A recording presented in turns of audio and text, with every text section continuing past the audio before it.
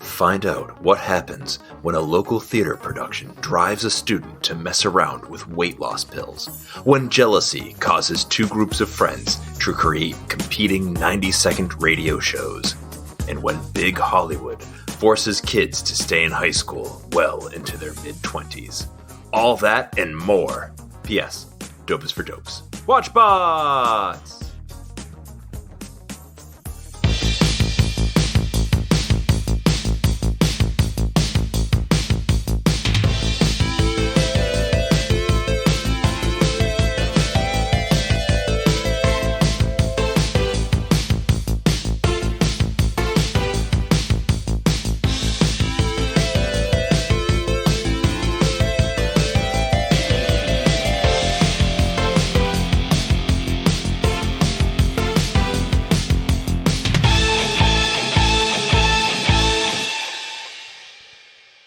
Hello, everyone. Welcome to Watchbots, the podcast about things. This is three-time Call of Duty esports champion, Ben. I am joined by two-time champion, Dave. Yeah! And smiling politely, Shaylin. Hello. This past couple of months has brought a great many challenges and a great many joys. I would say the many evenings that I spend playing Call of Duty with Dave, with my brother, among the most lasting joys, most lasting projects I've had, which is good. It's been great. I hadn't played Call of Duty for a couple years, and I hadn't talked to you and your brother together for a long time. It's so nice that we can rekindle this relationship between the three of us. An estranged relationship, absolutely, yeah. Yeah. And for listeners who don't know, the sort of big mode of the moment is the war zone, where it's a battle royale game. So if you've ever heard of PUBG or Fortnite, it's in that kind of vein where you go in with your crew, and we don't have a crew name, but we'll fix that. And you drop into this big ass map and you fight to the death. And that's it. You know, you die once and you're done. You can buy players back in, but I'm not somebody who gets excited over many things. You know, I'm pretty even keel. But when you're playing the game and you start with 150 people and you get down to like the last 10 and you're like, oh shit, I could be the sole survivor. Like my heart rate goes up to like 150. I won a game by myself a few weeks ago. I think it was about 1:30 in the morning. And like the adrenaline of it, I just was like, yeah. And then I jogged for 3 miles and like I punched a deer. Like it was the most manly I had ever felt. Where did you find that deer? They're just in town. But last night we crewed up and we killed. So proud. We won two games. So yeah, it's just an oddly gratifying feeling.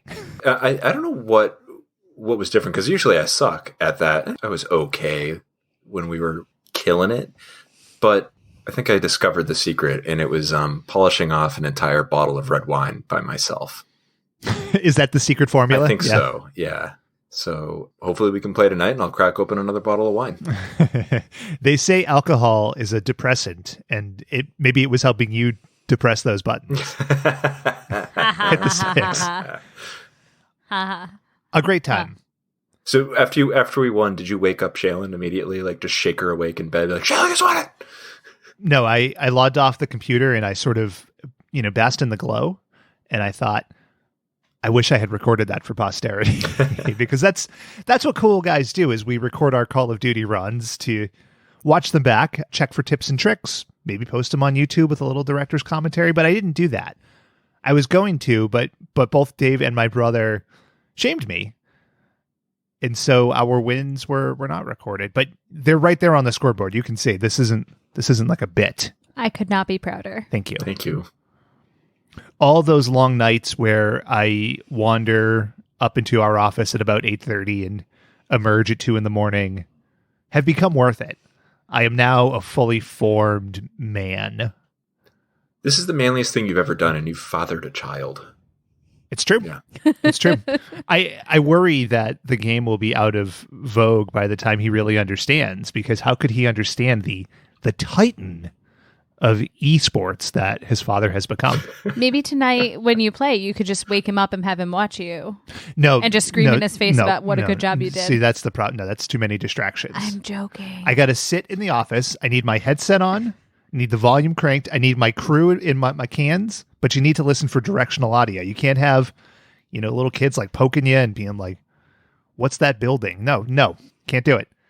For the Serious record, business. I 100% was not advocating for you to wake up our 4.5-year-old to watch you play a violent video game. That's good because that would be a negligent thing for you to do. Agreed, Shaylin. it would be. I am, because we've won in trios. Now we got to win in quads. So let's do It's this. true. Got to bring someone else into the mode. Shaylin, would you consider playing on the PlayStation while I play on the computer and you can join our crew? Do I have to be good at it? I'm not. No, I'm actually, I don't want to underplay it. I'm okay. I'm really bad at any game where I have to walk places or Sure. look at things. I'm much better at side scrollers. What about games where you need to fight for your life as an ever approaching ring of gas comes towards you and you're hurtling across a map with people whose only intent is to just kill you, to gut you? Do you want to see me have a panic attack? Because I feel like that could be the thing that pushes me right over. That's true. But what I will say is, for as over adrenaline as I get, and I was drinking cold brew coffee at 12:30 in the morning last night as we were getting into this, playing with a team, I think lessens that stress somewhat.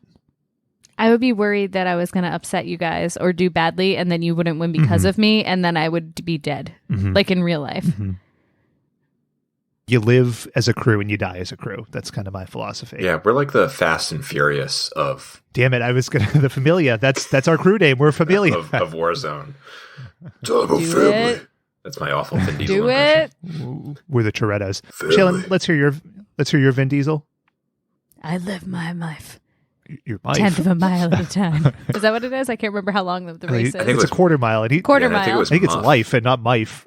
No, it was Muff, not Mife.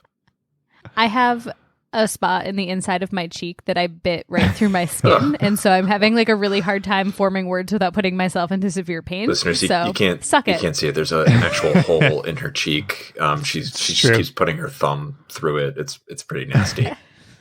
Speaking of things that cause a lot of pain, let's get into this week's show. So we're continuing with May-ved by the Eng-ell. I looked it back up, so I know what the name is. And we're in the shit. There's really no other way to put it. Boy, howdy. And we started with Saved by the Bell, and we moved on to California Hit Dreams. the peak with California And- Dreams. As it became my turn to look, I looked at like this fucking dregs. It's like the bottom of the coffee pot, and it's like there's just like stuff swilling in there, and it's like I don't want to do this. And my mind drifted to, couldn't we talk about like the GoBots or like Visionaries, or I just discovered like a Thundercats in the ocean, and I thought, oh boy, wouldn't that be great? But no. So we're talking about City Guys. Still not Engel's worst work. I don't know what's worse. Like, what could be worse at this point? There are unknown shows that I was reading about, and I was really dismayed to see that he was associated with them. Unknown shows. Are they filmed in parts What unknown? does that mean? Well, no, like just unknown to me. Oh, But it was They were like, they just like executive producer, just question mark. they're the unsolved mysteries of Saturday morning live action TV. Dieter Bengal. yes, Peter Engel indeed. So City Guys is one of the later TNBC shows, and this is their stab at moving the formula into a more urban inner city environment. So the idea is a group of course, ethnically diverse kids in quotation marks. 6 of them. Yeah. 6 of them go to high school. There's a radio station involved. There's a hangout involved. But this time, they're not hula-in in California. They're skitchin' in New York City. Manhattan High, baby. East Coast, Beast Coast. Yes. Thanks, Shaylin. The show's created by Peter Engel, so he's one of the creators. The other listed creator is Scott Spencer Gordon, who, of course, worked on Saved by the Bell. They all did. Together, this group of people produced like 30 seasons of shitty TV. 30 seasons of 7 episodes recycled. At least this guy had other credits like Alf and Full House, an extremely goofy movie he was the screenwriter for. Another real good depiction of urban life. Your kids, right? So you got Jamal, who's still an active actor. You have Chris, who I didn't recognize, and then in doing my research, I realized he's Gunnar Stahl from Mighty Ducks 2. He's the captain of Iceland. Oh. Huh. Yeah. Wait, those aren't real people from Iceland? I guess not. And it makes sense because Iceland, despite what the movie would tell you, not really known for its hockey. You know what I did hear, though? Or its German accents. I have heard, though, that Iceland, despite its name, very nice. But Greenland, covered in ice. I don't understand it. You have Dawn, who's like the smart girl. Mm-hmm. She sucked. You had Cassidy, who's the actress. She also sucked. You had Al Rocket. You had L Train, who in season 1 of this show is a 7th-year senior, former bully. You had Miss Noble, who went on to star in Chunky Soup commercials as Donovan McNabb's mother. Holy crap, that's the same person. That's where she's from. Huh. I can't believe Donovan McNabb's mom was in this show. More Crazy. than I think, like Saved by the Bell or California Dreams, these characters feel like they're aging in comic book years. You guys familiar with that? No. So think about Marvel Comics in the 60s, right? You establish characters like Spider-Man and the Fantastic Four, and then 20 years later, they're still kind of the same age. Mm-hmm. Okay. It was never really established early on in the City Guys run where these people were, but the scuttlebutt is either senior year of high school or, late in their junior year. But the show still went 5 seasons. Like every other Peter Engel show. But, I mean, Saved by the Bell followed... Yeah, no, they aged. Saved by the Bell followed freshman, sophomore, junior, senior. By the time we got to this episode, which I think is in season 2, I mean, these characters, they look like they're in their mid-20s. They're not believable as high school students. Remarkably, they're not. I did age checks. What? With the exception of L Train, whose age I was unable to find on the internet. They're all like 20, 21. Well, L Train would be the only believable one because as a 7th-year senior... Right. He would be approximately 25. Now, that's fucked up, though, that I've just said that out loud. So by the end of the run, he would have been 30? Like 30? Yeah. 30 and grad. And I mean, there's no shame in getting your GED at 30. It's the God idea bless him that for keeping going. Like he just, I guess the perseverance to stay in high school for 15 years or whatever. Anyway. Just loves those hallways, Some people fear change, okay? Like many of these shows, you got to teach lessons to kids, right? So there were tons of special episodes in here. Oh my God. There's a steroids episode. There's a date rape episode. There's racism. There's stalking.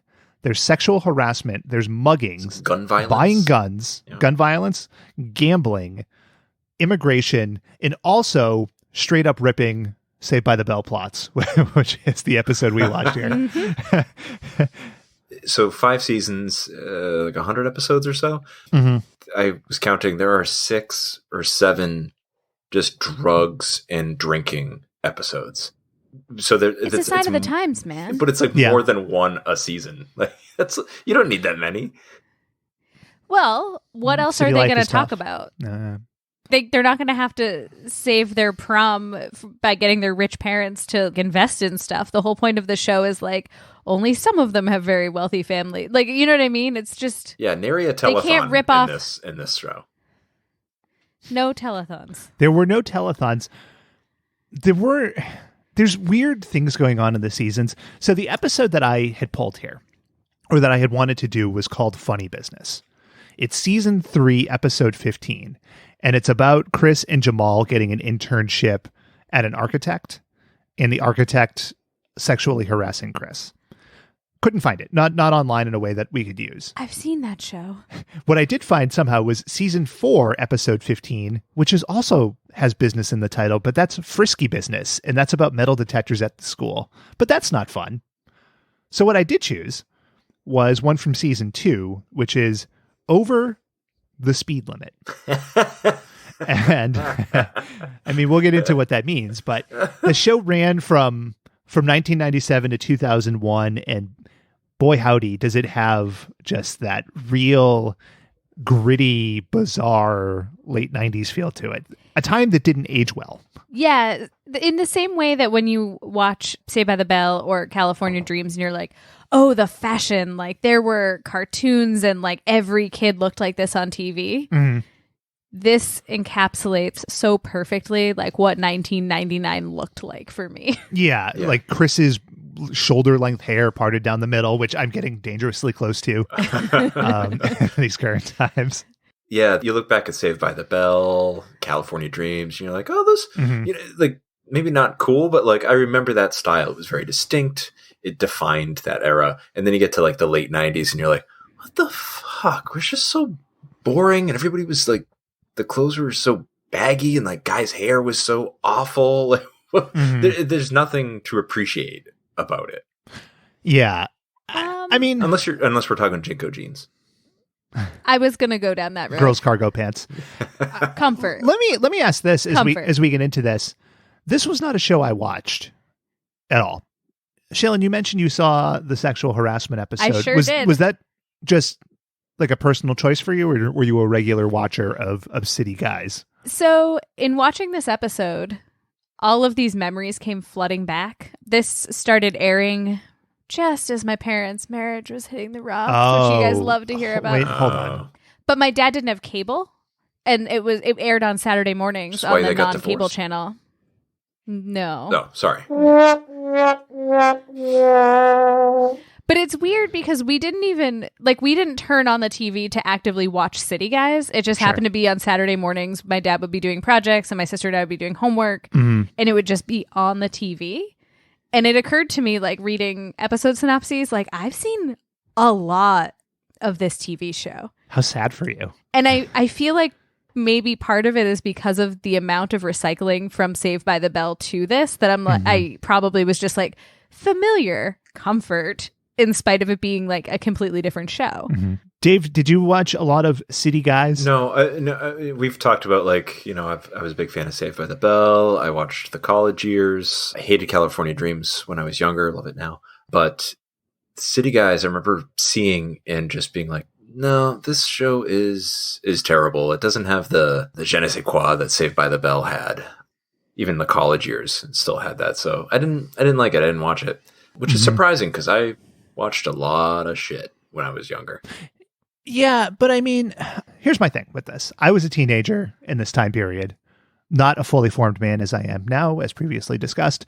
But like even at this point, I was more interested in things like MacGyver and the A-Team and fucking Renegade than I was in this. Baywatch.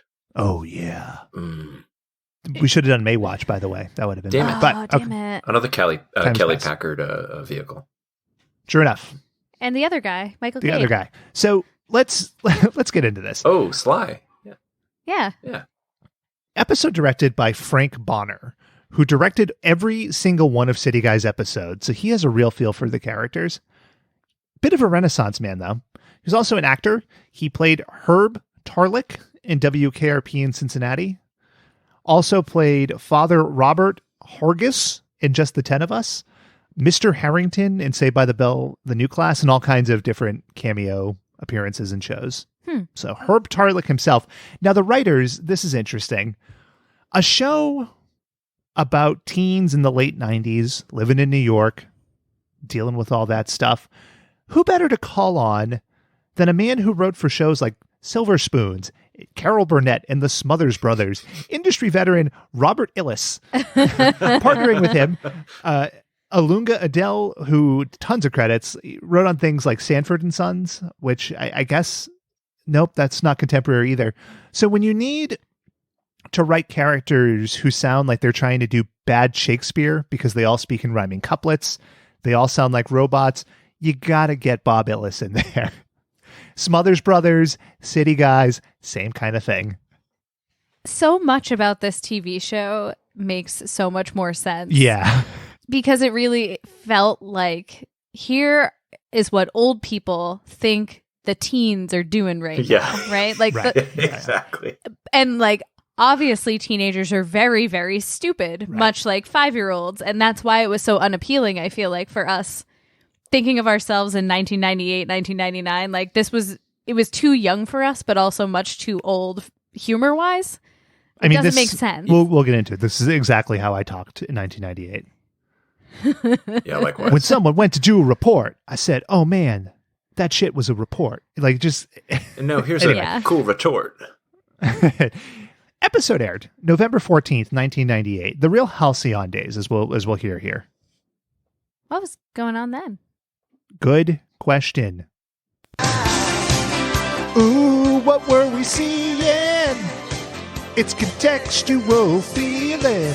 I did not realize how kick-ass 1998 was pop culture-wise. What's going on? Top movies that week. Number 1, The Waterboy. One of the pillars of Adam Sandler movies. Number 2, I Still Know What You Did Last Summer. So one of the most ill-advised sequels, but the best twist, because the villain's name was Benson, like it was like Chris Benson or something, and the killer from the first one was Ben. Ben's so the big son. Reveal was Ben's son. I loved it. Loved it. I think I saw that in the theaters and was just dying laughing when they revealed that. Oh man, that movie sucked. It's an interesting comparison when you put it beside City Guys, because there was a movie where they actually had some concept of what teenagers did and talked like. Mm-hmm. Maybe not a perfect understanding, but significantly better. Was that the guy that did Dawson's Creek? Or he writes... Kevin Williamson? Yeah. I think he was involved. Yeah, that sounds right. Number 3, Meet Joe Black, which, as a movie, not terribly memorable, but as a scene where Brad Pitt gets mowed down by a car, very memorable. Twice. Weird movie. 1998 was also the year of both the Tamagotchi being big in America and the Furby. Did you guys have Tamagotchis? Neopets, any of them? I didn't have my own. My best friend had an alien Tamagotchi, and she had to go somewhere for some reason, and I had it for the weekend, and she was on like a 97-day streak. And my sister was like, "What if you do this thing?" And I accidentally killed it after 97 days of her keeping it alive. And I hold that guilt with me still, if you can't tell. My cousin lived out of state, and so he was visiting, staying with my grandparents, and so we would hang out a lot. And he wouldn't let go of this fucking Tamagotchi thing, and so I just would purposely kill his creature. I was like, "Dude, let's go play." We're still good friends. Hashtag believable. Yeah.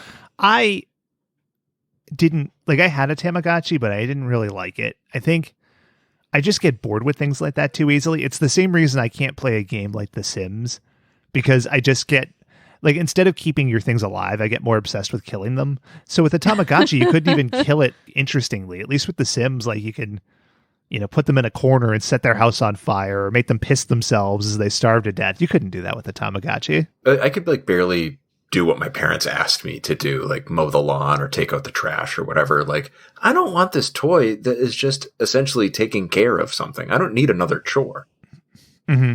Yeah, for me, it was much more of like if I'm spending all this time caring for a thing, I would like it to be a thing that can like show some kind of care back, like a dog or a cat, where it's like, I'm going to spend time with you and you're fulfilled by it.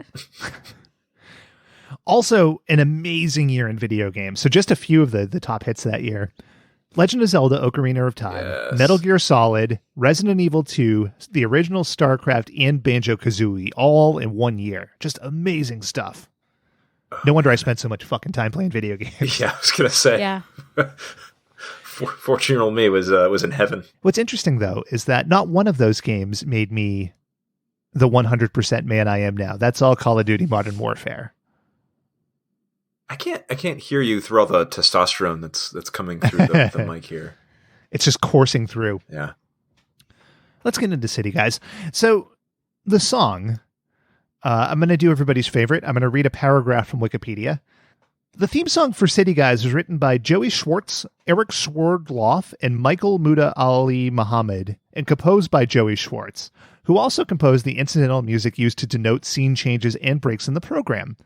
The rap and R&B infused theme included a chorus, C-I-T-Y, you can see why, these guys, the neat guys, smart and streetwise, which repeating twice consecutively during the beginning, middle, and near the end of the song. And I thought, that is the most useless piece of information I've read in my life. It's very literal. The second sentence isn't really a sentence, but I feel like it encompasses the song in a lot of ways. So we've talked around it. You know the context. Let's listen to this fucking song. C-I-T-Y, you can see why these guys, the neat guys, smart and streetwise. C-I-T-Y, you can see why these guys, the neat guys, smart and streetwise. City guys, polos, looks in street clothes. It's all good coming from city people. They're all the same. Open up your eyes. Roll with the city guys.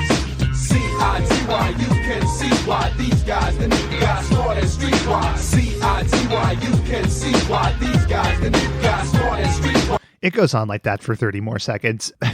So, as opposed to California Dreams, where it took a few minutes for me to be like, I think I'm done with this, I was ready to be finished with City Guys at about this point in the song, where it was like, these people are all old.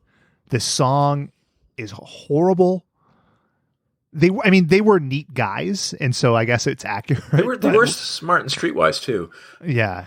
Good God, this intro sucked. It's awful. I think what killed it for me is like you get this like shitty hip hop song, and then it says created by Peter Engel, and it's like, oh man, like he's like it's just like it's this older white guy just being like, you know what? I think I know what city kids like. Yeah, this is what they sound like. This is what. So in the like, it's just the song and that credit is a microcosm of what's wrong with this whole series. In some ways, it feels like, the microcosm of a lot of the songs that we talk about, where it's like, oh, we have 15 seconds of a song, gotta fill a minute. And they just play it. Oh my God. C-I-T-wise, there you are, neat guys, smart and streetwise. And it's just them clearly not in New York. They've got sleek with facts. Weird stock footage. Oh man. And I don't want to go too deeply into this or investigate it deeply because I just don't want to right now.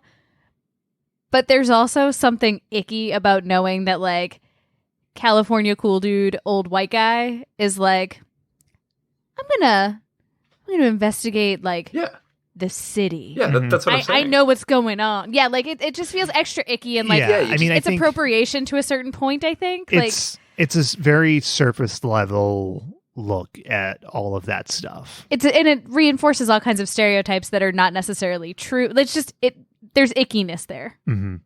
But okay, now you're taking us down this bizarre road, so now we have to address this. We are 3 suburban white folks in our 30s, and so are not well placed to speak on the urban condition or anything. So thank you for putting us down this road, Shailen, that I was very happy to not address.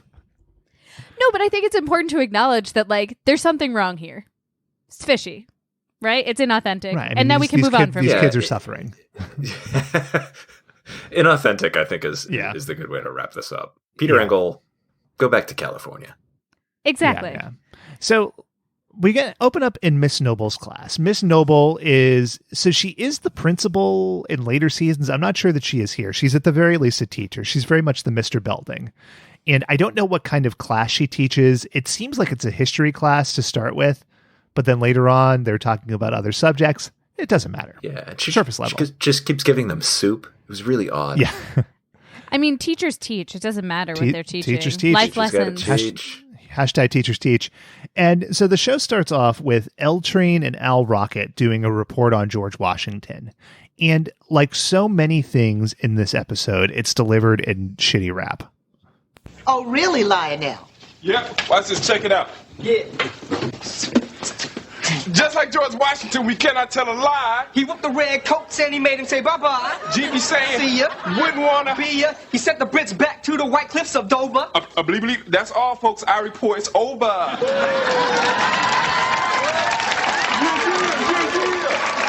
Do you think that when Bob Ellis was writing on the Smothers Brothers that he thought, I can rhyme George Washington and Dover? It gets even better than that. He channeled Porky Pig. Right. He ended it by channeling Porky Pig. Porky Pig wasn't relevant. There was no new Looney Tunes episodes for like 2 decades. He just recycled a Smothers Brothers bit that he wrote, and they were like, "No, we can't use this." And then 40 years this later, was for laughing. Yeah. 40 years later, he got it out. When do you think that the Smothers Brothers aired? I would say in Dave's World they aired in 1958. I don't know. Nothing existed. Get your before. fucking facts straight. Frank. Nothing existed before 1984 for me. I see Dave pinned to the wall, wriggling under the glare of my fact checking. It doesn't matter. I feel like it was a long run. My dad saw them in concert like 2 years ago. Right. Well, that was 2018, so that is also not 1958.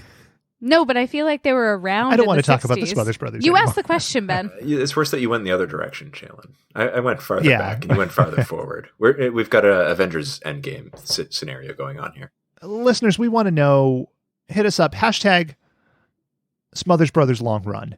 Now, immediately after that report, we see a bit of the burgeoning rivalry, right? Because on one side, you got L Train and you got Al Rocket. On the other side, you got Chris and Jamal. So Jamal's not impressed with that rap. Neither is Chris. They got to let it be known.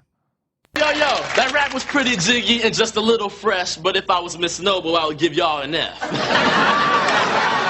right, Jamal, you fat and all that.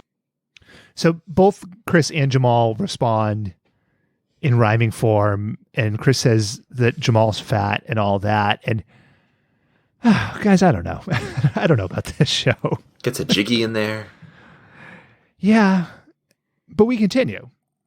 Sure right? do. Let's press on. Because we had that interruption, and then immediately after that, adjacent to nothing that they were talking about, Dawn just stands up and makes an announcement.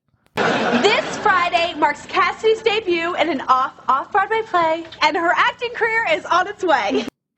And it's just like, why did she just get up in the middle of the class to announce that Cassidy was in this play? What is this class? Miss Noble's she's a bad mentor. Isn't it the end of class?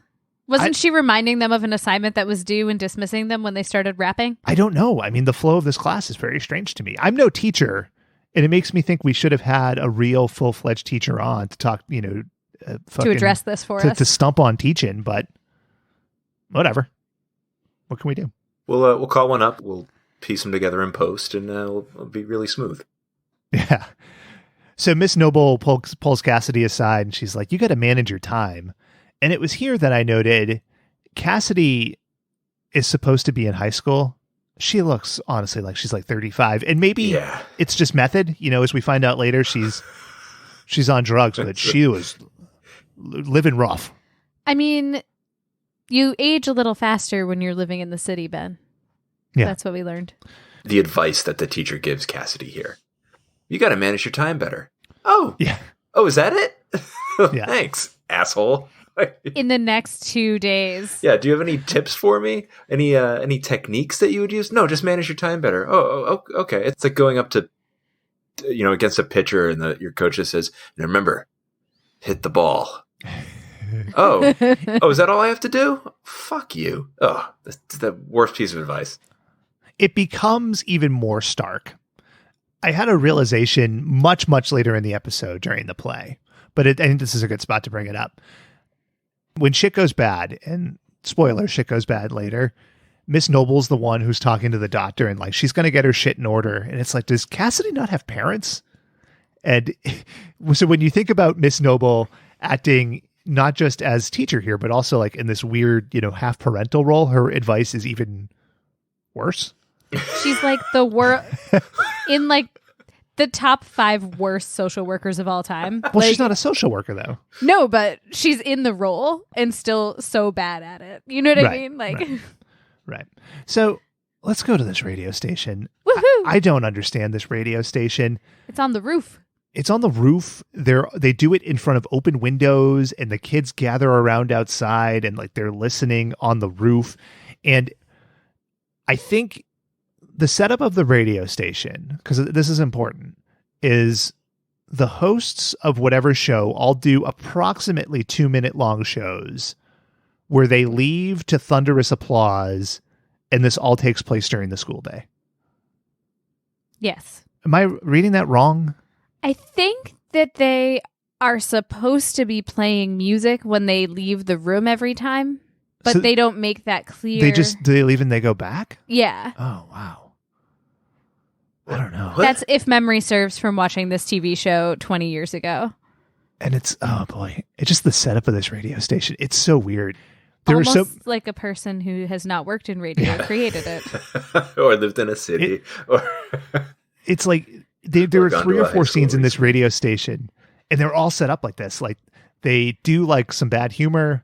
They do a little record scratching. They hit a button, and then they just leave 2 rounds of applause every single time. Yeah, what is this world? And these crazy fucking idiotic sycophants that just grovel at these DJs like shitty talent. Oh, it sucks. It sucks so bad. You starfuckers, you sheeple. It reminded me. Get a brain. That's what I say. You're all ants. It made me think of like... You're my big fat American wallet. You're all ants. A reference nobody will understand. I feel like the people who wrote the show saw an episode of the Today Show where the crowd is like outside the window and waving during the show. And they're like, oh, that's in the city? We should do that at the radio station in our show on the city. Yeah, in this imagined world, like the principal lets all the kids up on the roof of the school. Well, because the budget's tight, you know, you got to go vertical instead of horizontal. You can't spread out. But as we said, the writer being a guy who wrote for Carol Burnett, it makes a lot of things fall into place, such as this scene. So Jamal and Chris are DJs, and you guys will all remember the Johnny Carson bit. What was it, Karnak? Yeah. And he did like the envelope bit. Chris has on a turban, and he's doing, well, let's just listen to what he's doing. Chris, please focus all your wisdom to answer another question that has puzzled the universe for thousands of years. Please to hurry. Krishna is magnificent. Cool. And they do a joke that is so horrific. You guys know that I like bad humor. This joke is so horrific, and it's such a 1970s joke. I didn't pull it. It's about Eskimos and a kayak. It sucked. It fucking sucked. It was bad. What I liked about this is the perfect illustration that, like, some racism in America, A-okay for teenagers. The rest of like, what the fuck? How is this okay? What I liked about this was the car wreck that it was. Yes. That is the correct response, I feel like. Yeah. Boy. So they do like this bad joke. And again, they're in 1998 playing to teenagers, and the kids love it. They do a little record scratching, literally. They leave the studio, and the kids are like, fuck yeah, Jamal and Chris, you're killing it. Oh, man. I love coming to school. You killed that show. 11:40 to 11:42 are the best 2 minutes of the day. And not everyone's impressed, though, because L Train and Al Rocket are standing there, and they're like, you know what?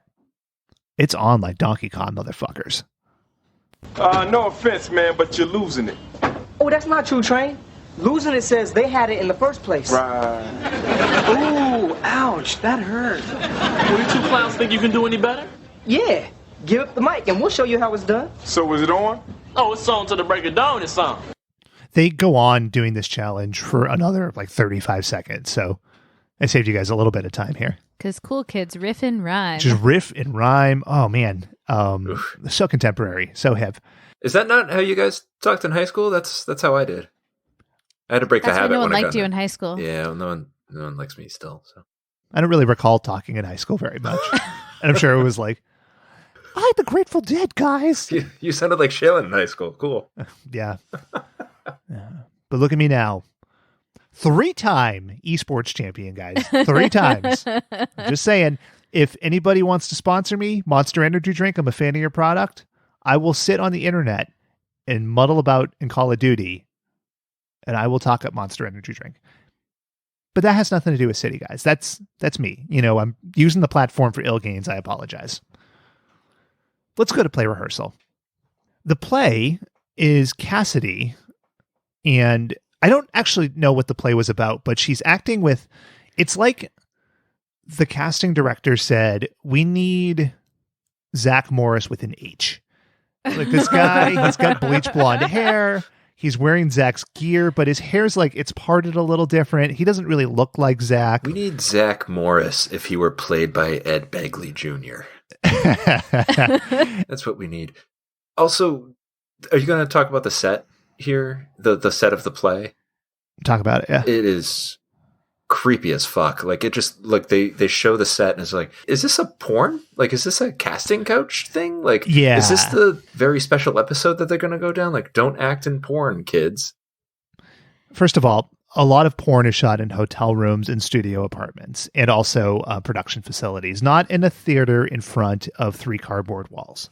But I guess it's not impossible. To Dave's point, the initial scene that they show, right, you can't tell it's a theater at first because it's like shot at a weird angle. Right. Yeah, so it really looks like she's coming into a room through a very flimsy door, walls that don't have tops, and just a dude on a couch. Well, okay. These are fair points. But what distinguishes a potential pornography film from the theater is the level of acting. Ed Begley. Also Ed Begley. And who's wearing pants? It looks like your lipstick was smudged by another. I don't know what connection you guys are trying to make here, but this is community theater. Theater. It is high quality. It sure is. And would porn have a director, like the director of this play? This lady is all business. Chris comes in because he's going to meet up with Cassidy to do the report. And, well, this is actually maybe my favorite line of the whole episode. Excuse me. Are you delivering pizza or something? Shaylin, are you delivering pizza or something? Negative. Don't touch my stuff. I wanted a nice band.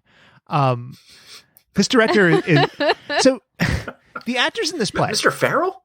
That's right. You're back. The actors in this play. He's trying to find a band still. Yeah, now I'm a casting director. It's been 6 years. Get on that couch. What will you do for the role? 6 long years.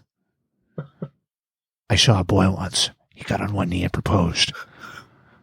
But he was a bad boy, and I wanted a nice boy. That's the Mr. Farrell way. For those of you who missed last week's episode, please go back and listen to it so any of this will make some sense to you. That's right. Check the archives, watchbotspod.com, or wherever you get your fine podcasts. So the actors in this play appear to all be of teenage age, or they're supposed to be. But this director's like, tell your mama to tape the X-Files, get your fucking caffeine pills, because nobody leaves.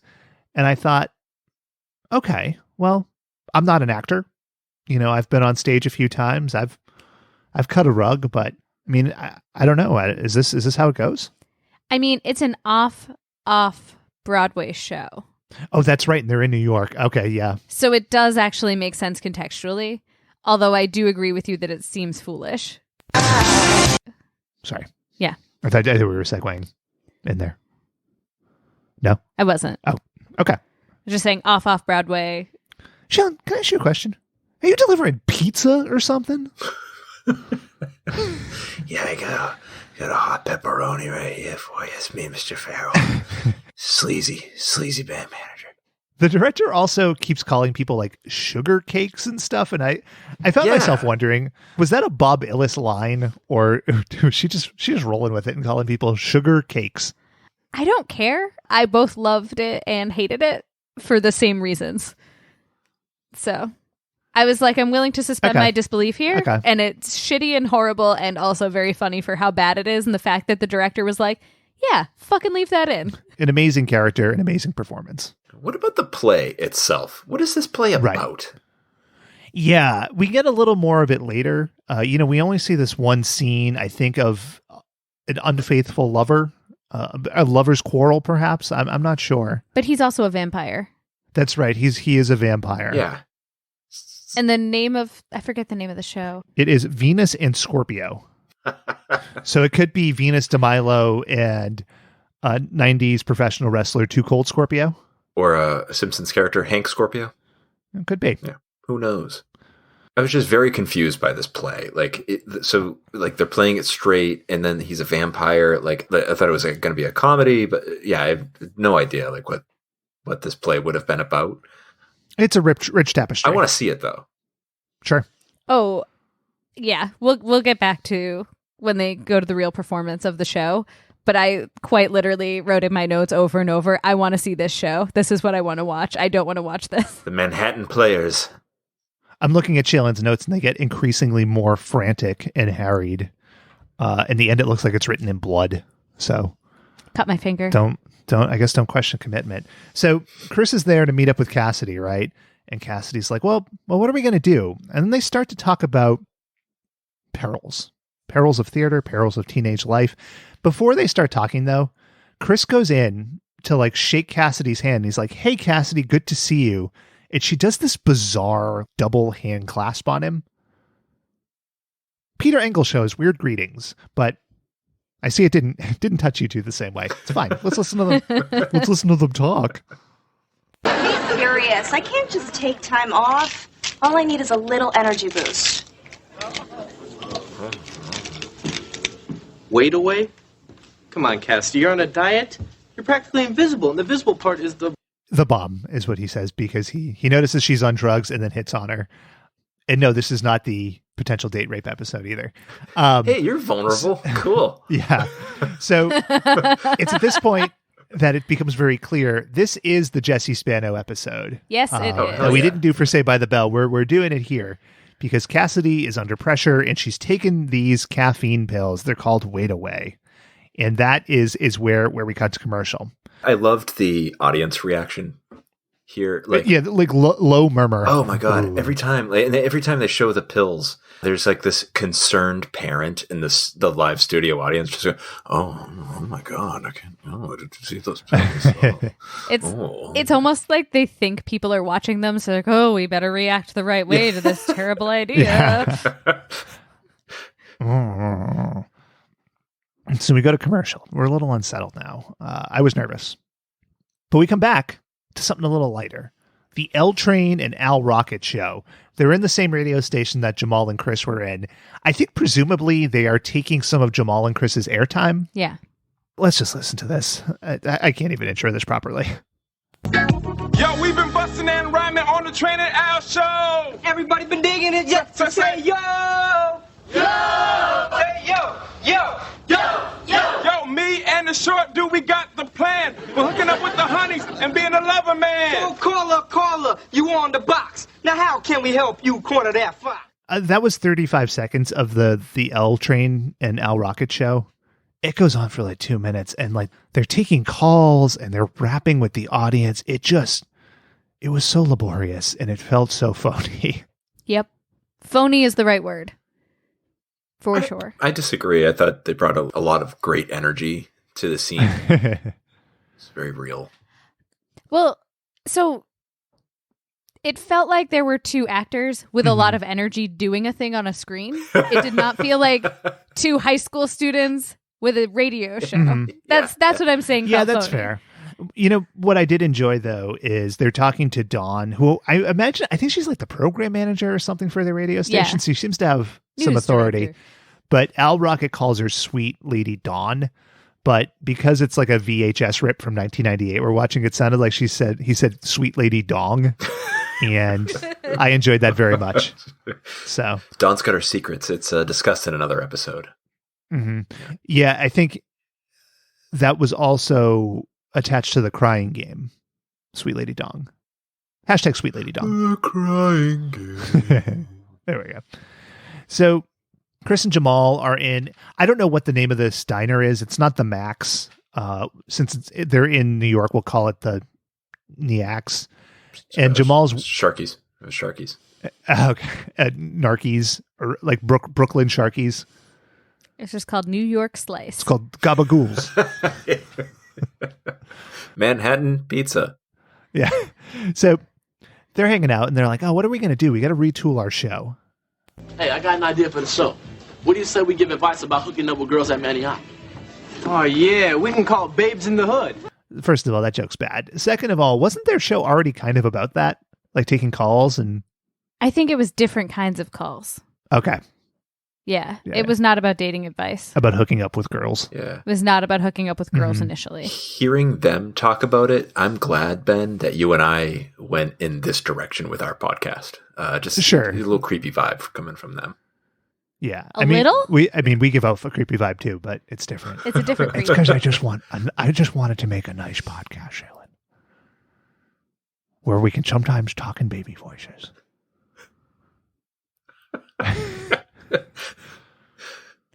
Smiling politely. 3-time champ, folks. That sleazy manager. So Cassidy shows up, and she's coked up out of her gourd here, right? And she's like, I wrote a lot of...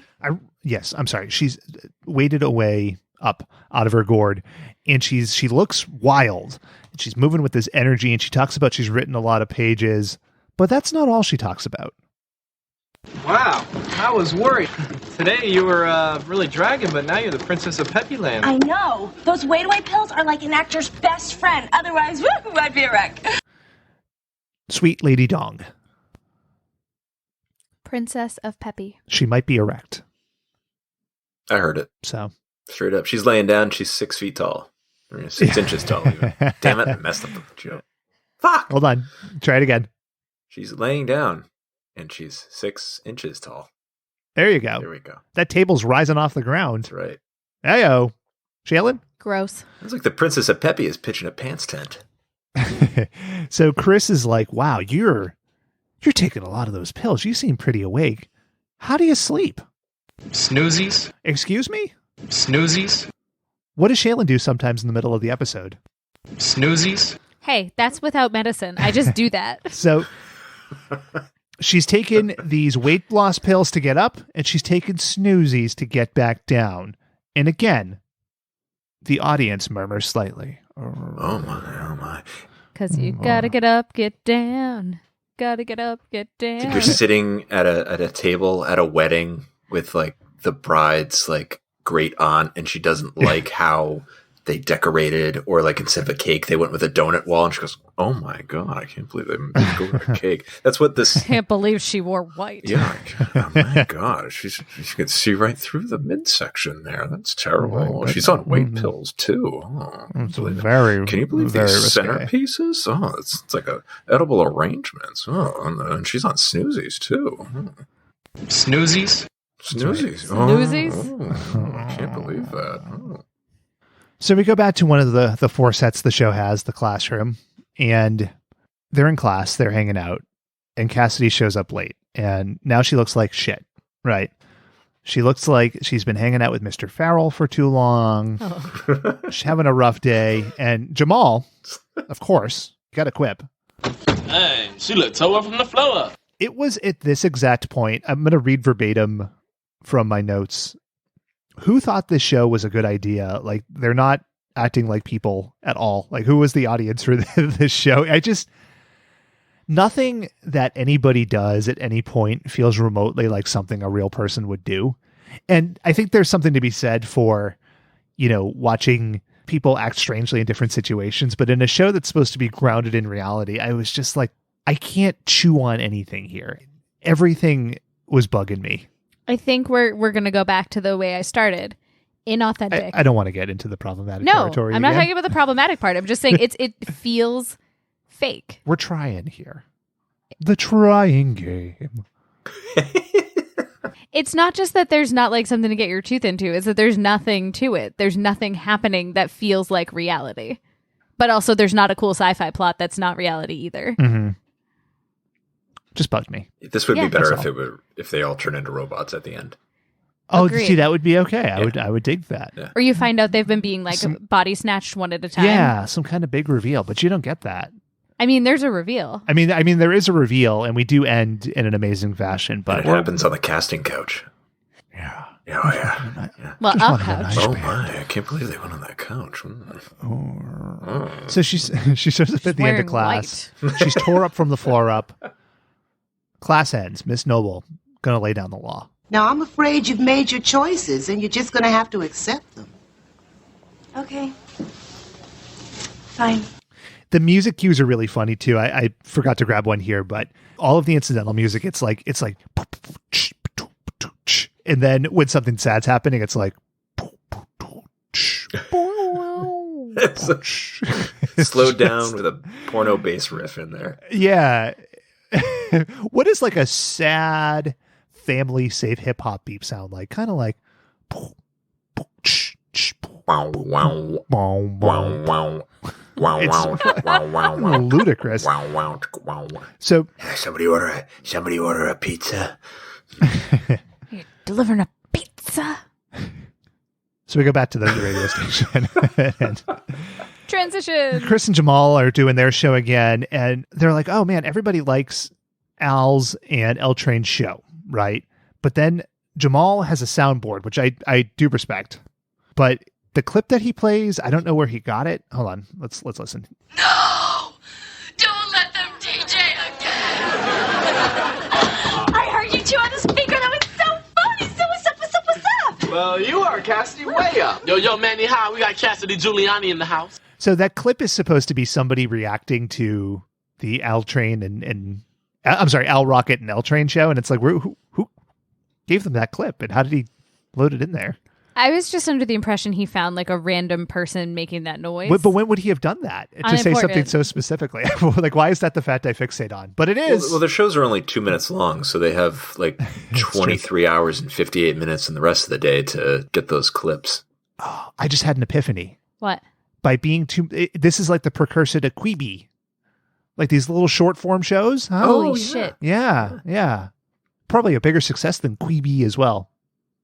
Hard to say. Who creates a streaming service that you can only use on your phone? Like you can't I mean, they're changing it now because it's a colossal fucking failure, but you're expected to pay for these shows that you can only watch on your phone. Like that every person in the world saw this as a failure beforehand, and that Katzenberg ran with it anyway is media's fucked. It's a bridge too far. People still watch TV. Yeah. We love TV. Hashtag we love TV. It's true. Hashtag 3-time champ. So Jamal also deals with Cassidy just like wandering into the studio, and like this guy doesn't miss a beat. I don't know if in the fiction of the show he goes on to be a pro, but I was impressed in his ability to stay on his feet here. So Cassidy jumps in Chris's lap, and she's just like, she's screaming and she's rapping, and it's wild. And then they leave the studio where they get yet another round of applause. And this is where things fall apart, right? Because Cassidy drops her bag and the pills fall out. And I mean, this is dun, dun, dun. This is emotional. Man, that fast talking routine is going to be hard to top. I wasn't talking fast. What are you talking about? I always talk like this. Slow down, girl. Take a chill pill. So, oh no! I can't believe she drank 2 mimosas at the baby shower. She brought a yellow rose and not a white rose. Oh my goodness! I can't believe it. She's not even talking that fast. No, but she does sound like she's speaking in nonsense because they decided to not write any lines for her. Yeah, there's some lazy writing in this scene. What's up? And so the kids are all there, and they stage an immediate intervention, which is to their credit. No wonder you're so perky. The stuff of these pills would make Coffee nervous. Hey, you better slow your roll, girl. I think she has a plan for slowing her roll. Snoozies. Look, it's not like I got them from a drug dealer. I mean, anyone can get these over the counter. They're natural. They're safe.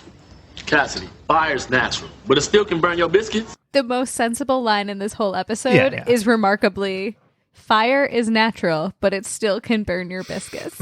Also, and this is maybe not the best light to shine on myself. When Dawn said those pills would make Coffee nervous, I thought, I'm intrigued. I would like to know how much caffeine is in those pills. Let's not go down that road. I'd like to be a 4-time champ. Yeah, that's right. So Cassidy says, okay, take the pills. I don't want them. And then I watched not the whole scene because I'm not that much of a glutton for punishment. I cycled through this whole section a few times. Cassidy walks over to a jacket where she gets some more pills out and she starts popping them. And I was like, wait a minute. Where did that jacket come from? Because she wasn't wearing it when she went to the radio station. She wasn't wearing it at any point. And I thought, oh, well, maybe she gave the pills to Jamal and he put them on the trash barrel and then she went there. But no, Jamal took the pills with him. Yeah. So in the laziest writing I've seen on one of these shows in a while, I'm calling you out, Ellis. She goes over to this red jacket that she was not wearing, just pulls pills out of the pocket, was not with her bag, and she just pops more pills. The jacket's on top of a garbage bin, too. Like... Point of clarification. It was the continuity director's job to make sure that made sense. It was not the job of the writer. Badly written. But I do have some good news for you guys. Thank God.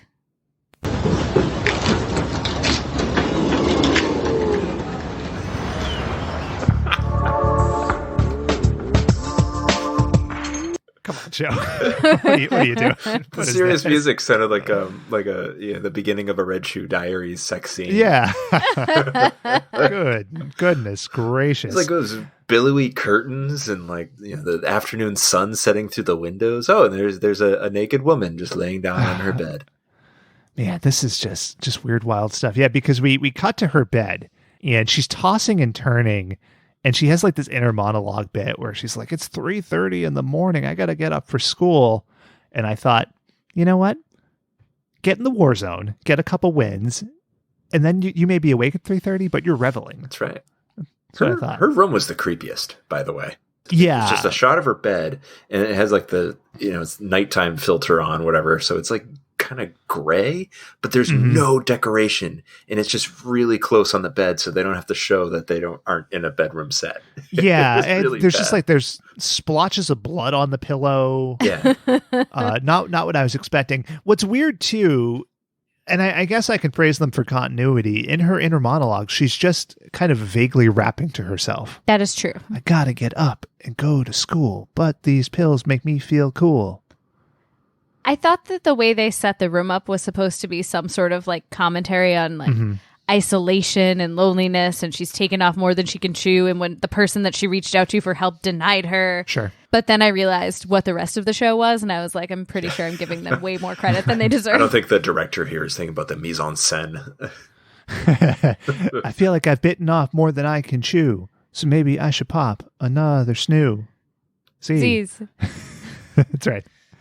So we got back to the fucking radio station, and Al and L Train are in there, and they're on the air, and somebody tried to trick them with a note, and then they start arguing about sandwiches. Hey man, you just ate my sandwich. Oh, that was yours? Well, who do you think left it here? The sandwich fairy? It's the like that dream sandwich fairy, more like. Oh, I wish. Shelley, what's your hashtag dream sandwich? No, we're not doing this. So, fuck. They just argue, and then like they're hanging out, and their show is falling apart, but somehow this is the last straw. Hey, yo, caller, what's up? This is Al the Rapper, Smooth Endeavor? Nah, it's Al the fool, because he ain't cool. Hey, man, that's it. I can't work with this chump. I'm out. I'm not a fool who's not cool. I'm a dapper rapper. It's too far. I think that is what triggered the Tupac thing as well. A similar kind of insult. You think so? Yeah. Yeah. Yeah. R.I.P.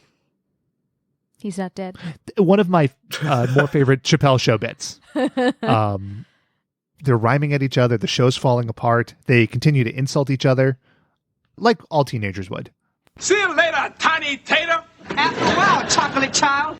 God damn. So these kids are seniors. So what, 17, 18? And it's like, I'm rubber and you're glue. What bounces off of me sticks to you. But you're a gator and I eat potatoes. And it's like, fucking just end me. This was brutal. This went on for 5 years. When Dickie Smothers wrote that line in 1961, it was a real hit. Oh, it was the 60s, Shailen. Oh, hi, I'm Ben. I'm the host of the podcast, and I'm a fact checker. Oh.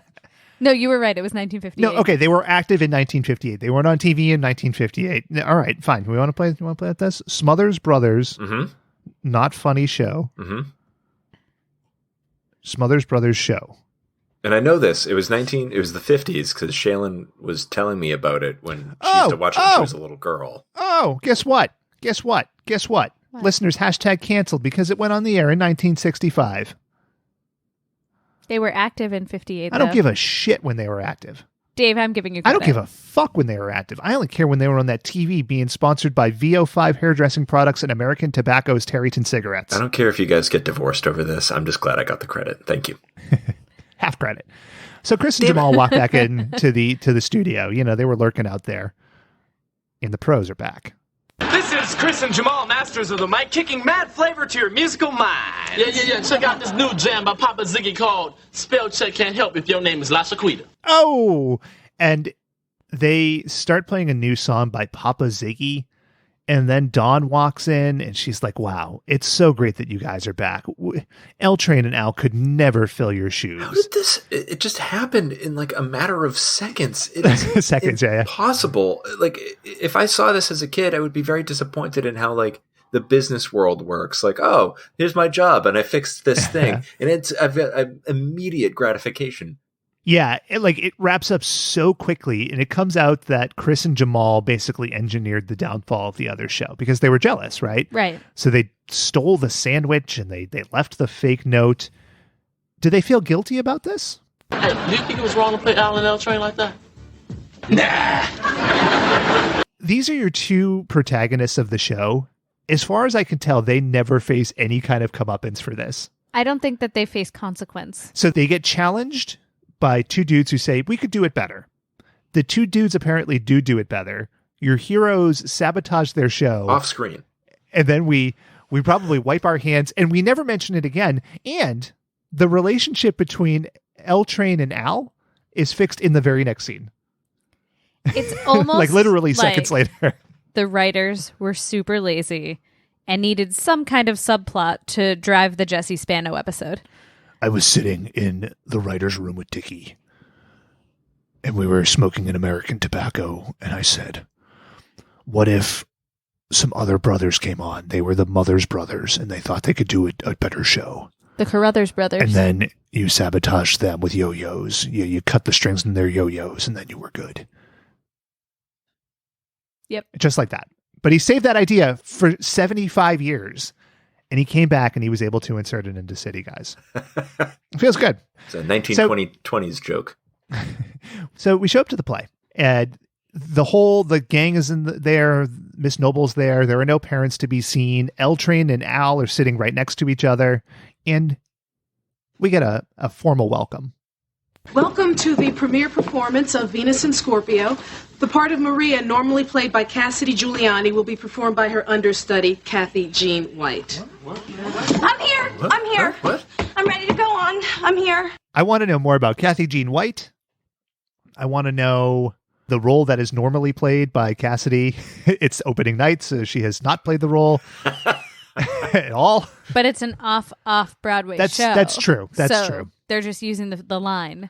Does this happen in theater? Like, hello, people, we're sorry. The main actor is not here, so you're going to get the understudy. So they actually do that. Yeah, that's real. Yeah, a lot of times in playbills, they'll put a little slip of paper in there. Sure, I've seen that. But they'll usually announce it too. Yeah. Or they'll have, before the overture starts, for a show that has music accompaniment, they'll have someone come on and just say, welcome, ladies and gentlemen, just FYI tonight.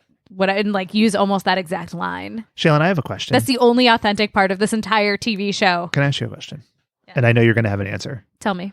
What is your favorite overture? Of all? Yes. I can't say of all, but in terms of shows, I would say Little Shop of Horrors. Okay. I have one. Sure. 1812. Damn it. I knew you were going to... That's where I was going to go as well. Listeners, we want to hear from you. What's your favorite overture? Hit us up. #RedRoverture. So the play starts. Cassidy takes her place.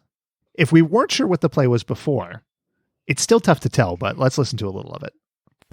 Oh, I didn't want to wake you. This play is weird. You're late.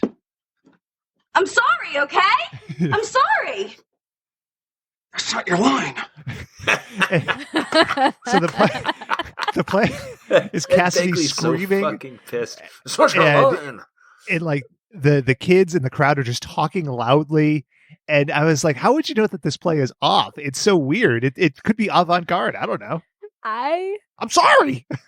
I would pay for a ticket, the $10 no less, to see this iteration of this play. Without hesitation. Mm-hmm. I was enthralled. I liked the audience participation. Sure. I really, really loved the actor who just announced to the entire audience that it was getting completely fucked up, which you're definitely not supposed to do. Yeah, not a pro. He's no Jamal. And it is a dream to think of going to see any kind of live show, right, and watch someone quit in the middle of their own performance. I would love it. Let's not get ahead of ourselves here, because the play is slowly falling apart, right? It's like if you ever watch a baking show and you're seeing that cake start to tilt and you're like, oh shit, that thing's going to fall. But it takes a little bit of time, right? 5 tiers. It should have put a 7. Should have put a crumbler on that first. In the middle of this, L-Train really pulls his weight. I did like a full 180 on the character of L-Train for a couple of reasons. Number one. Don't you want me to give you a kiss? What's wrong with you? Oh, shoot, it's on now. Maria, I taped your conversation with Steve. Get away from me! Run, girl, get out the house! Now, that's fantastic. He continues. Now, that's entertaining. All right, L-Train. L-Train. I'm a big fan of L-Train. So, Zach Morris, Ed Begley tries to grab Cassidy about like the taped conversation or whatever, and she shoves him, and he goes flying across the set. And the set falls apart, and he storms out, but not before he leaves us with some parting words. You know what? You're crazy, Cassidy. She's crazy. Out of here. Tells her she's crazy, tells the whole crowd she's crazy, and just like walks out the back door. And then he yells, and I live in a van down by the river. C-grade Carrie Elwes was pissed in this scene. Amazing. So Cassidy, she's out of her gourd. She's tore up from the floor up. And she looks out at the crowd. She's like, what are you all doing here? And then she faints very slowly. Like, she doesn't fall down. She kind of like slinks down. It's impressive body control. So the actress couldn't commit to falling. Yeah. She was afraid that she would fall down if she fell. And so you get a little more of that low murmur and a little of sad music, and the crowd's just there in stunned silence. And then you get L-Train again. Now that's entertainment. And we come back, and I don't know who this doctor was. Holy shit. Best part of the show. I don't know where he came from. Maybe he was just in the audience and they got lucky. I was struggling to put this together. I came up with like, if you know how KFC is doing all of the comedians acting as Colonel Sanders? Yeah. It's like if this guy went to the audition and they said, dress up in like a sweater vest and like kind of look like the Colonel, but don't really act like him. Just be like a little teeny facsimile. That's kind of what this guy was. It's not the best analogy, but I can't think of how else to describe this strange man. I got the impression, and I've invented a narrative, of course, because this is what I do, right? They called an agency, like a temp agency, and they were like, we need someone to pretend to be a doctor. And they were like, oh, well, we have all these visiting nurses that you can get and like EMTs. And they're like, no. We just need a dude who looks kind of like a doctor. Oh, do you need an actor? No, we just need a guy who can say a couple words and wear a suit that kind of looks a little bit like a doctor.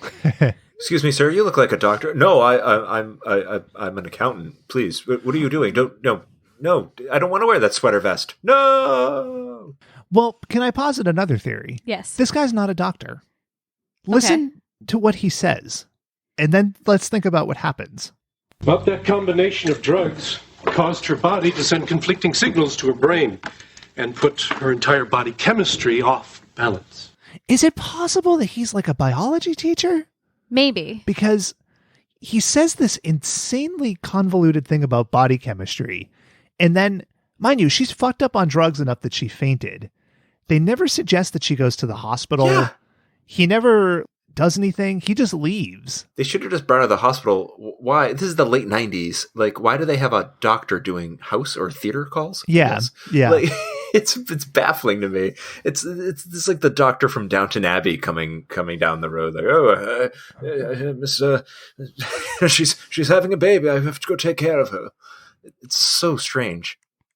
Alternatively, L-Train just ran out into the street and went, is there a doctor in the street? And then dragged them back inside.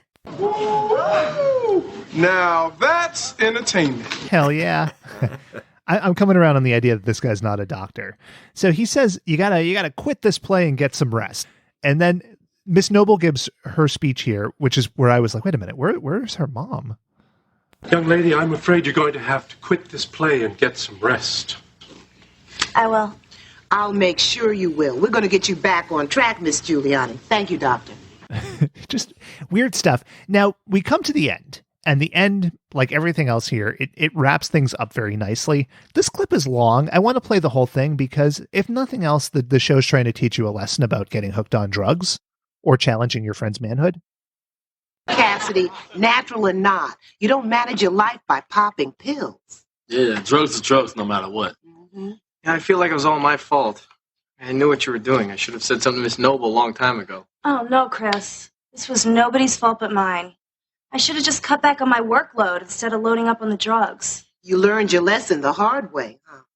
Yeah. Yeah. I got one question. Who do we talk to about getting a refund around here? Hell yeah, L Train, I would ask that same question. She ruined that play. That play sucked. She improved that play dramatically. You saw the dress rehearsal. See, you're right. I'm right. You're right. Yeah. I want to see that play about recording vampires' conversations. Yes. Agreed. During an interview. But not an interview with the vampire. No. Well, the vampire doesn't know. Which is a reference they make in the episode. I admit that wasn't totally original. I'm not over this monologue or this discussion at the end. So the sentiment of you can't manage your life by like popping pills over the counter or whatever. Like, I think that's a very pure and accurate thing. They're like, drugs are bad. But I had this moment even as I watched it where I was like, what if someone needs antidepressants? Like, she literally says, you can't manage your life by doing this. And I was just like, no, but wait.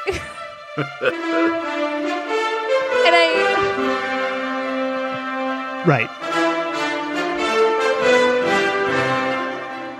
She keeps going. I'll just play it. I'll just play it again. Jamal says drugs are drugs no matter what. That's true. And I was like, I wonder why people are so paranoid about taking medically necessary medicine to keep themselves alive. And I got really frustrated for a few minutes. Are people paranoid? Like, we are an over-medicated society, if nothing else. Well, I mean, some but a lot of people will not take drugs for necessary medical use because there's stigma surrounding, like, oh, you gotta take your crazy pills, what my takeaway was. I said, Miss Noble's right, and I went to our medicine cabinet and just dumped everything out. Mm-hmm. Miss Noble, again, just to circle back on her shitty advice, right? Drugs aren't the answer. Don't do drugs. You have to find some other way to manage your time.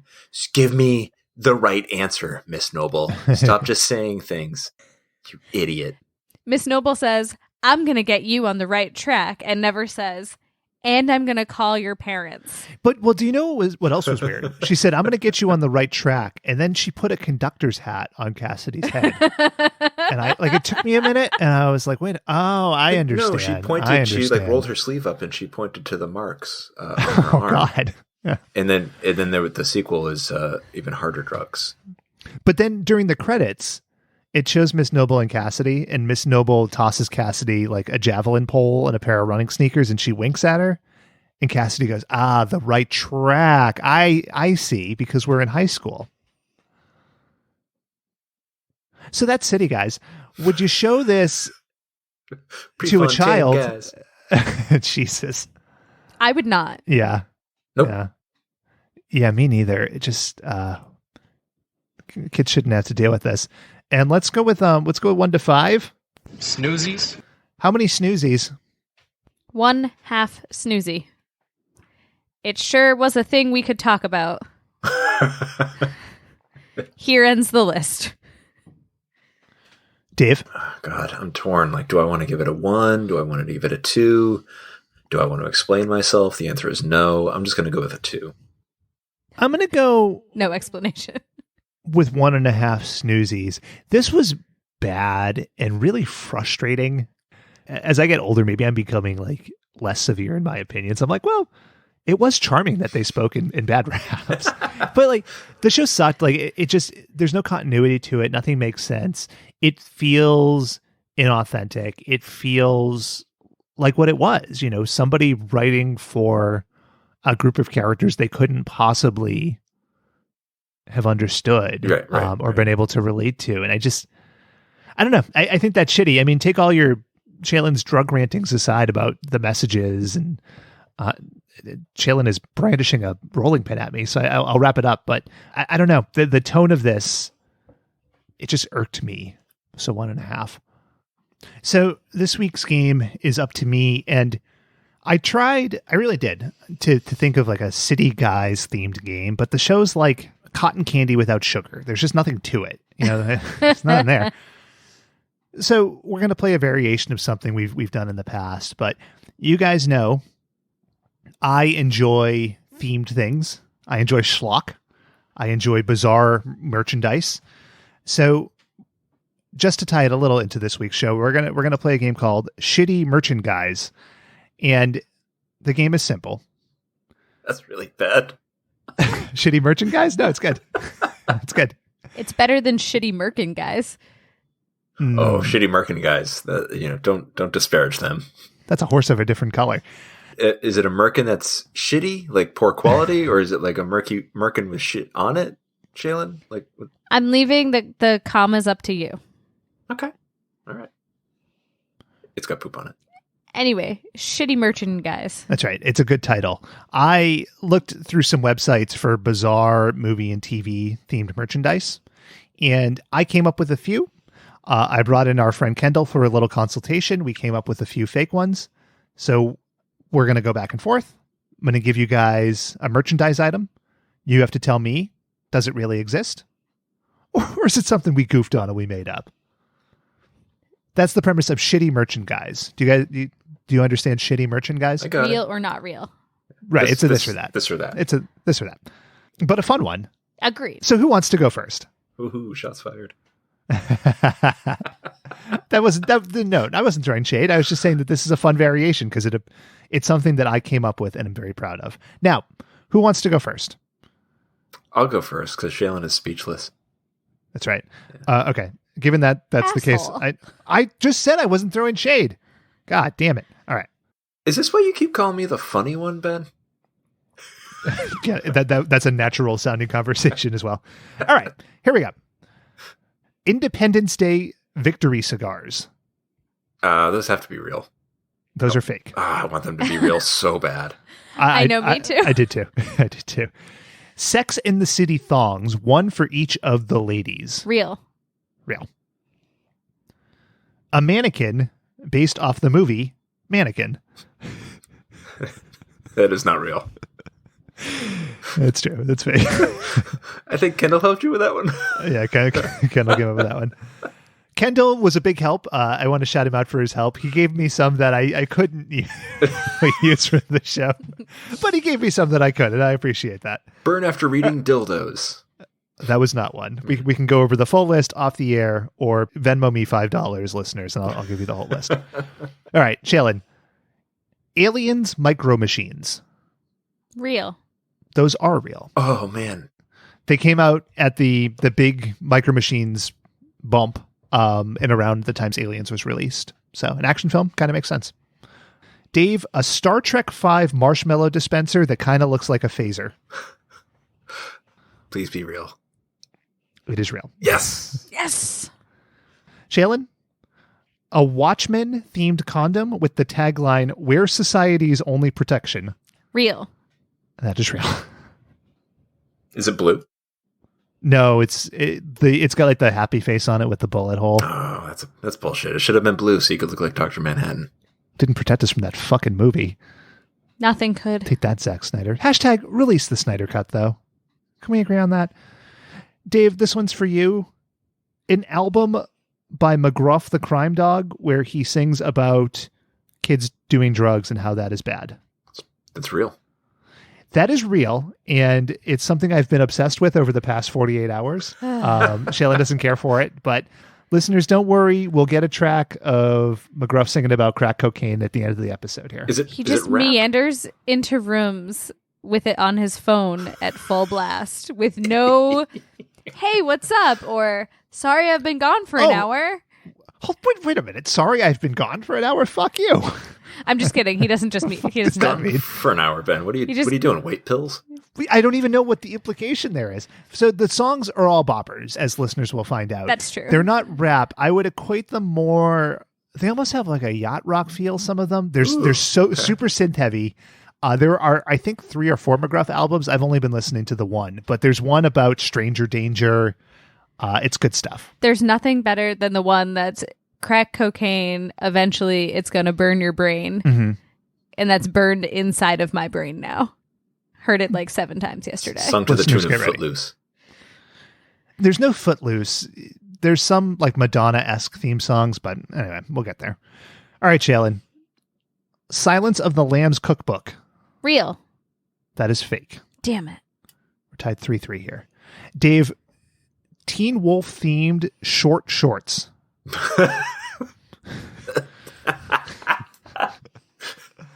Not real. That is correct. Those are not real. Shaylin? But I want some. A James Bond candle that smells of things that are James Bond. Oh, Jesus, I hope that's not real. That is very real. Ugh. Oh, yeah. Very musky, I'm sure. Smells like Sean Connery's chest hair. Dave, back to you. A Pulp Fiction briefcase light. Real. That is fake. Oh, man. Shaylin? Mm-hmm. The headpiece of the Staff of Ra from Raiders of the Lost Ark. Real. That is also fake. Fake by commercial release. I bet someone's made it. Dave, a doll of famed smutty comedian Red Fox. A plush doll. Real. Yeah, that's real. It was released in the early 70s. Why? I don't know. Is it like a Cabbage Patch kind of doll? It kind of looks like a Cabbage Patch. Okay. Yeah, it kind of looks like, so it's smaller than this, but it looks like one of the WWF wrestling buddies. And you like bop it in the nose and it goes, "You're breaking my nose, brother." I think it says something a little more risque than that. Shaylin? Yes. A Wild Hearts Can't Be Broken kiddie pool. Not real. That's correct. That is not real. The inflatable horse. Dave, a coloring book based off of the movie Dune. Real. That is real. Shaylin? Yes. Blade Runner Tears in Rain cologne. Not real. That is correct. It is not real. Dave? Mm-hmm. Pulp Fiction leather suit. Not real. It's also not real. It took me a bit. I was like a leather suit, like it's a leather jacket and pants, like John Travolta. Oh, GIMP. Okay. Yeah, yes. I get it now. Okay.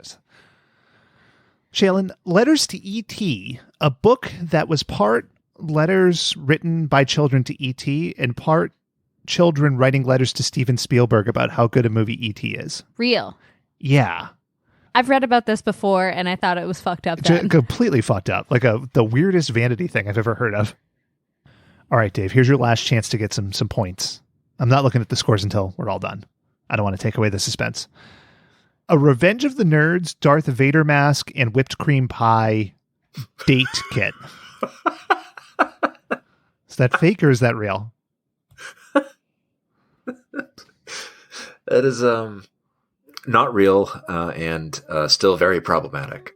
That is true. Not good. All right, Shaylin, here's your last chance.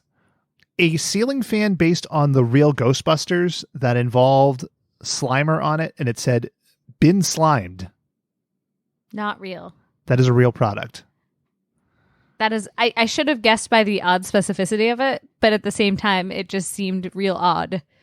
With a score of 8-6, Dave takes it. So you did it. SHITTY, merchant guys, they're not wise when they made their choices to merchandise these licenses. You're a Noel train. Shitty guys. Private eyes. On to the mailbag. Teen-based movies are better than teen-based TV shows. This is known and not quote-unquote fake news. What's your beloved? Toni Morrison. Thanks, Tony. I'm pretending I'm hemming and hawing. The answer is Can't Hardly Wait with Jennifer Love Hewitt. That's fair. A fine choice. Yes. Saw that in the theater with my buddy, who was a man, and we just went and saw it, and we were like, yeah, let's check out Jennifer Love Hewitt. And we walked out saying, that was a date movie. Okay, good. Hell yeah. For me, the answer is not the quality of the movie, but it's American Pie 2. It came out the summer that I turned 17, and I worked right across the street from a movie theater. So it was one of the first R-rated movies I saw legally. And so I always had kind of a fond memory of it. But let me tell you, I never looked at flutes the same way again. Just wanted a nice flute. I also saw that summer The Musketeer, which is an atrocious movie. And also Legally Blonde.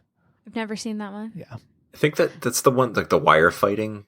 Yeah. Yeah. The wire fighting looks cool, but was no Man in the Iron Mask, let me tell you. Hands down, no hesitation, 10 Things I Hate About You. That's a good one. That's a really good one. It's fantastic. You can rewatch it 1,000 times. Where do you guys stand on like the John Hughes movies?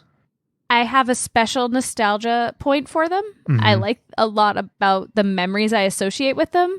Thinking about them as an adult and even when I was a teenager, I was like, oh shit, this is fucking horrifying. There's a lot of problematic content. Hashtag woke points. No, not even that. Just general humanity points. I never saw 16 Candles or Pretty in Pink until like a couple of years ago. So it wasn't. I don't think I would have really gotten them anyway as a kid. But I loved Home Alone. I thought that was a great John Hughes movie. It's interesting you say you wouldn't have got it. I saw 16 Candles like constantly as a child.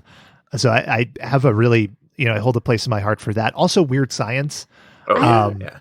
Loved that movie, and I loved the TV show. Yeah, I mean, I think Weird Science really, when I think about it for like a second, it fits right in my wheelhouse, like hackneyed sci-fi kind of, like completely just disgusting jokes. Yep. Sexy ladies.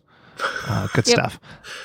My favorite is probably the one where the two like older looking teens have to like they take the plane, they have to take the train, and then they rent the car, and it's Steve Martin playing like an 18-year-old and John Candy playing like a 16-year-old. Yeah. Like a polka dude. Yeah. It was pretty good.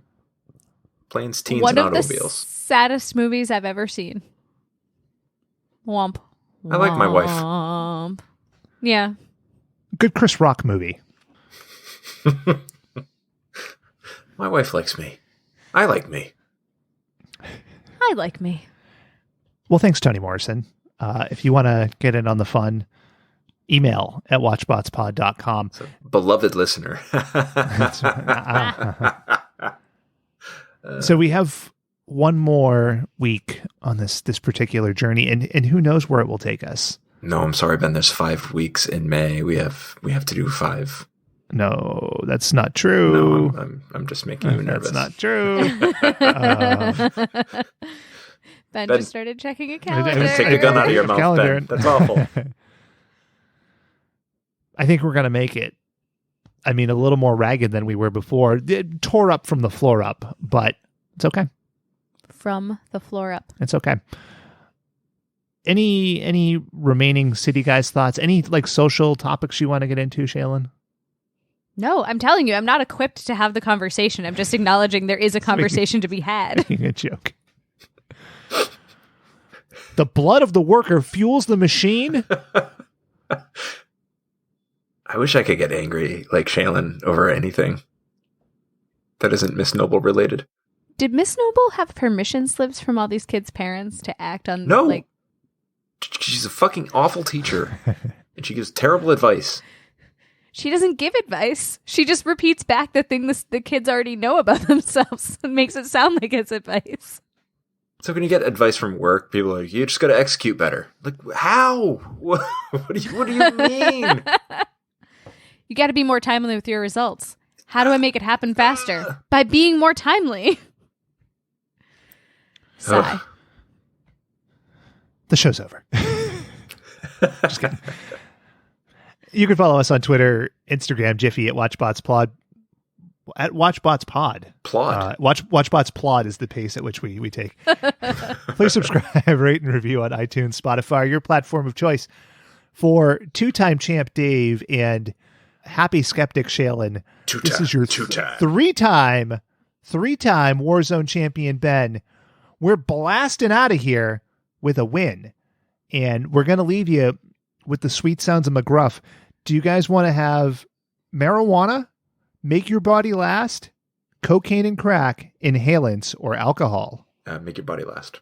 Make your body last, Shaylin? Yeah, well, I'll agree with Dave. Folks, in the current time we're in, you got to make your body last. When some kids, other kids, are taking drugs and want you to play today, if you care, really care about what goes inside you, you'll say no way, 'cause it's your body. You've got to make it last. It's your body. Treat it right, 'cause it's your body. You've got to make it last. It's your body. Treat it right. When some kids, other kids, are taking drugs and want you to play today, if you care, really care about what goes inside you, you'll say no way, 'cause it's your body. You've got to make it last. It's your body. Treat it right, 'cause it's your body. You've got to make it last. It's your body. Treat it right. Just think, in all the world, there's only one you, and anything you ever do will be done in your body. Since bodies are made to last a good long time, don't hurt yours by putting drugs in it. Just say no. When some kids, other kids, are taking drugs and want you to